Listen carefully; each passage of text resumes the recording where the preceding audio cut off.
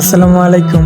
এই গর্ত এটা হলো নিউ অযোধ্যা স্কুলের সামনে যে গর্তটা দেখতেছেন, এই গর্তটা ভরাট করার জন্য বাজার থেকে গিয়ে প্রায় 7 কেজি সিমেন্ট কিনে আনলাম। আর গর্তটার ভিতরে ইট দিয়ে আগে ভরাট করে দিছি।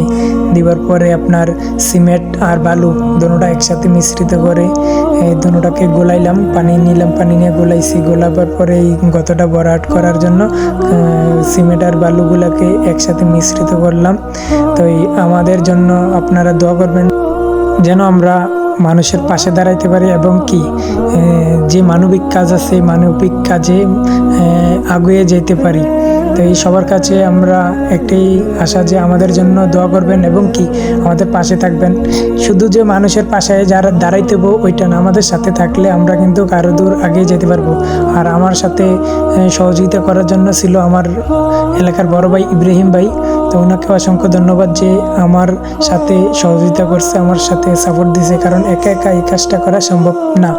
তো এই সবাই যদি সবার যার যার স্থান থেকে সবাই এগিয়ে আসেন, সবাই সবার জায়গা থেকে কাজ করেন, তাহলে আমাদের দেশটা আমাদের সমাজটা আরও সুন্দর হয়। ছোটো বড়ো সকল ড্রাইভাররা প্রত্যেক টার্নিং এবং মোড়ে হর্ন দিবেন আর স্লো যাবেন, অবশ্যই দুর্ঘটনা অনেক কম হবে।